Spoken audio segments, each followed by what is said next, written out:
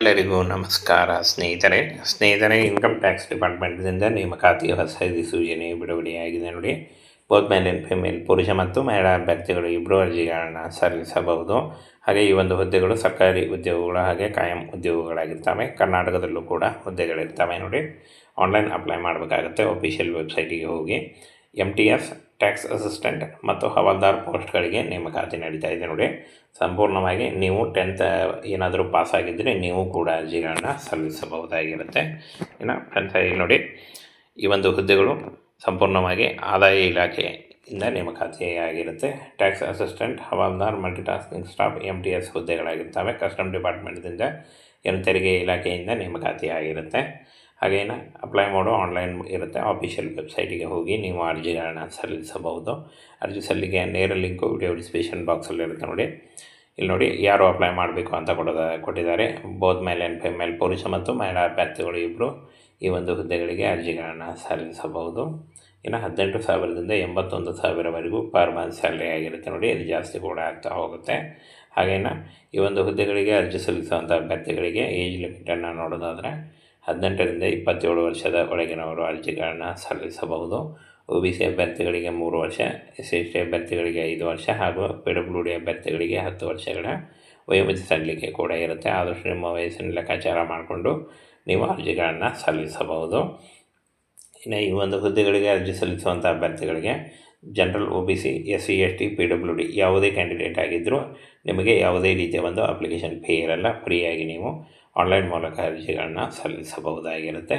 ಇನ್ನು friends, selection ಪ್ರಾಸೆಸನ್ನು ನೋಡೋದಾದರೆ direct recruitment ಇರುತ್ತೆ ನೋಡಿ. ಕೇವಲ ಇಂಟರ್ವ್ಯೂ ಮತ್ತು ಮೆರಿಟ್ ಲಿಸ್ಟ್ ಮೂಲಕ ಆಯ್ಕೆಯನ್ನು ಮಾಡಿಕೊಳ್ಳಲಾಗುತ್ತೆ ನೋಡಿ. ಯಾವುದೇ ರೀತಿಯ ಒಂದು ಲಿಖಿತ ಪರೀಕ್ಷೆ ಆಗಲಿ, ಯಾವುದೇ ರೀತಿಯ ಅರ್ಜಿ ಶುಲ್ಕ ಆಗಲಿ ಇರಲ್ಲ. 10th ಮತ್ತು ಎನಿ ಗ್ರ್ಯಾಜುಯೇಟ್ PUC ನೋಡಿ.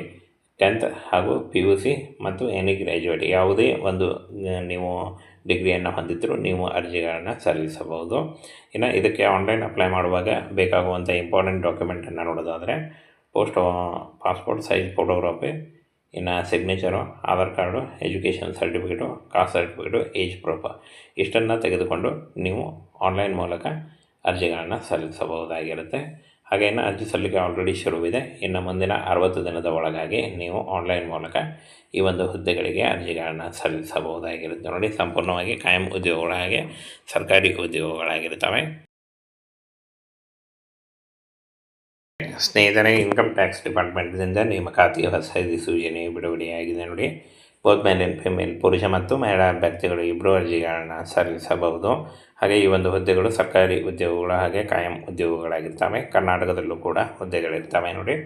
ಆನ್ಲೈನ್ ಅಪ್ಲೈ ಮಾಡಬೇಕಾಗುತ್ತೆ. ಆಫಿಷಿಯಲ್ ವೆಬ್ಸೈಟಿಗೆ ಹೋಗಿ MTS ಟ್ಯಾಕ್ಸ್ ಅಸಿಸ್ಟೆಂಟ್ ಮತ್ತು ಹವಾಲ್ದಾರ್ ಪೋಸ್ಟ್ಗಳಿಗೆ ನೇಮಕಾತಿ ನಡೀತಾ ಇದೆ ನೋಡಿ. ಸಂಪೂರ್ಣವಾಗಿ ನೀವು 10th ಏನಾದರೂ ಪಾಸಾಗಿದ್ದರೆ ನೀವು ಕೂಡ ಅರ್ಜಿಗಳನ್ನು ಸಲ್ಲಿಸಬಹುದಾಗಿರುತ್ತೆ. ಇನ್ನು ಫ್ರೆಂಡ್ಸ್, ಇಲ್ಲಿ ನೋಡಿ, ಈ ಒಂದು ಹುದ್ದೆಗಳು ಸಂಪೂರ್ಣವಾಗಿ ಆದಾಯ ಇಲಾಖೆಯಿಂದ ನೇಮಕಾತಿಯಾಗಿರುತ್ತೆ. ಟ್ಯಾಕ್ಸ್ ಅಸಿಸ್ಟೆಂಟ್, ಹವಾಲ್ದಾರ್, ಮಲ್ಟಿಟಾಸ್ಕಿಂಗ್ ಸ್ಟಾಫ್ MTS ಹುದ್ದೆಗಳಾಗಿರ್ತವೆ. ಕಸ್ಟಮ್ ಡಿಪಾರ್ಟ್ಮೆಂಟ್ದಿಂದ ತೆರಿಗೆ ಇಲಾಖೆಯಿಂದ ನೇಮಕಾತಿಯಾಗಿರುತ್ತೆ. ಹಾಗೇನು ಅಪ್ಲೈ ಮಾಡೋ ಆನ್ಲೈನ್ ಇರುತ್ತೆ. ಆಫಿಷಿಯಲ್ ವೆಬ್ಸೈಟಿಗೆ ಹೋಗಿ ನೀವು ಅರ್ಜಿಗಳನ್ನು ಸಲ್ಲಿಸಬಹುದು. ಅರ್ಜಿ ಸಲ್ಲಿಕೆ ನೇರ ಲಿಂಕು ವಿಡಿಯೋ ಡಿಸ್ಕ್ರಿಪ್ಷನ್ ಬಾಕ್ಸಲ್ಲಿರುತ್ತೆ ನೋಡಿ. ಇಲ್ಲಿ ನೋಡಿ, ಯಾರು ಅಪ್ಲೈ ಮಾಡಬೇಕು ಅಂತ ಕೊಟ್ಟಿದ್ದಾರೆ. ಬೋತ್ ಮೇಲ್ ಆ್ಯಂಡ್ ಫಿಮೇಲ್ ಪುರುಷ ಮತ್ತು ಮಹಿಳಾ ಅಭ್ಯರ್ಥಿಗಳು ಇಬ್ಬರು ಈ ಒಂದು ಹುದ್ದೆಗಳಿಗೆ ಅರ್ಜಿಗಳನ್ನು ಸಲ್ಲಿಸಬಹುದು.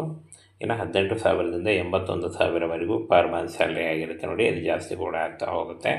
ಹಾಗೇನು ಈ ಒಂದು ಹುದ್ದೆಗಳಿಗೆ ಅರ್ಜಿ ಸಲ್ಲಿಸುವಂಥ ಅಭ್ಯರ್ಥಿಗಳಿಗೆ ಏಜ್ ಲಿಮಿಟನ್ನು ನೋಡೋದಾದರೆ 18ರಿಂದ 27 ವರ್ಷದ ಒಳಗಿನವರು ಅರ್ಜಿಗಳನ್ನು ಸಲ್ಲಿಸಬಹುದು.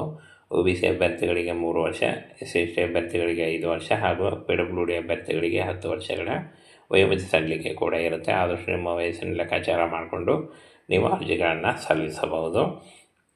ಇನ್ನು ಈ ಒಂದು ಹುದ್ದೆಗಳಿಗೆ ಅರ್ಜಿ ಸಲ್ಲಿಸುವಂಥ ಅಭ್ಯರ್ಥಿಗಳಿಗೆ ಜನರಲ್, OBC, SC/ST, PWD ಯಾವುದೇ ಕ್ಯಾಂಡಿಡೇಟ್ ಆಗಿದ್ದರೂ ನಿಮಗೆ ಯಾವುದೇ ರೀತಿಯ ಒಂದು ಅಪ್ಲಿಕೇಶನ್ ಫೀ ಇರಲ್ಲ. ಫ್ರೀಯಾಗಿ ನೀವು ಆನ್ಲೈನ್ ಮೂಲಕ ಅರ್ಜಿಗಳನ್ನು ಸಲ್ಲಿಸಬಹುದಾಗಿರುತ್ತೆ. ಇನ್ನು ಫ್ರೆಂಡ್ಸ್, ಸೆಲೆಕ್ಷನ್ ಪ್ರಾಸೆಸನ್ನು ನೋಡೋದಾದರೆ ಡೈರೆಕ್ಟ್ ರಿಕ್ರೂಟ್ಮೆಂಟ್ ಇರುತ್ತೆ ನೋಡಿ. ಕೇವಲ ಇಂಟರ್ವ್ಯೂ ಮತ್ತು ಮೆರಿಟ್ ಲಿಸ್ಟ್ ಮೂಲಕ ಆಯ್ಕೆಯನ್ನು ಮಾಡಿಕೊಳ್ಳಲಾಗುತ್ತೆ ನೋಡಿ. ಯಾವುದೇ ರೀತಿಯ ಒಂದು ಲಿಖಿತ ಪರೀಕ್ಷೆ ಆಗಲಿ, ಯಾವುದೇ ರೀತಿಯ ಅರ್ಜಿ ಶುಲ್ಕ ಆಗಲಿ ಇರಲ್ಲ. 10th ಮತ್ತು ಎನಿ ಗ್ರ್ಯಾಜುಯೇಟ್ PUC ನೋಡಿ. 10th ಹಾಗೂ PUC ಮತ್ತು ಎನಿ ಗ್ರ್ಯಾಜುಯೇಟ್ ಯಾವುದೇ ಒಂದು ನೀವು ಡಿಗ್ರಿಯನ್ನು ಹೊಂದಿದ್ದರೂ ನೀವು ಅರ್ಜಿಗಳನ್ನು ಸಲ್ಲಿಸಬಹುದು. ಇನ್ನು ಇದಕ್ಕೆ ಆನ್ಲೈನ್ ಅಪ್ಲೈ ಮಾಡುವಾಗ ಬೇಕಾಗುವಂಥ ಇಂಪಾರ್ಟೆಂಟ್ ಡಾಕ್ಯುಮೆಂಟನ್ನು ನೋಡೋದಾದರೆ ಪಾಸ್ಪೋರ್ಟ್ ಸೈಜ್ ಫೋಟೋಗ್ರಾಫಿ, ಇನ್ನು signature, Aadhaar card, education certificate, cost certificate, age proof ಇಷ್ಟನ್ನು ತೆಗೆದುಕೊಂಡು ನೀವು ಆನ್ಲೈನ್ ಮೂಲಕ ಅರ್ಜಿಗಳನ್ನು ಸಲ್ಲಿಸಬಹುದಾಗಿರುತ್ತೆ. ಹಾಗೇನು ಅರ್ಜಿ ಸಲ್ಲಿಕೆ ಆಲ್ರೆಡಿ ಶುರುವಿದೆ. ಇನ್ನು ಮುಂದಿನ 60 ದಿನದ ಒಳಗಾಗಿ ನೀವು ಆನ್ಲೈನ್ ಮೂಲಕ ಈ ಒಂದು ಹುದ್ದೆಗಳಿಗೆ ಅರ್ಜಿಗಳನ್ನು ಸಲ್ಲಿಸಬಹುದಾಗಿರುತ್ತೆ. ನೋಡಿ, ಸಂಪೂರ್ಣವಾಗಿ ಕಾಯಂ ಉದ್ಯೋಗಗಳಾಗಿ ಸರ್ಕಾರಿ ಉದ್ಯೋಗಗಳಾಗಿರ್ತವೆ.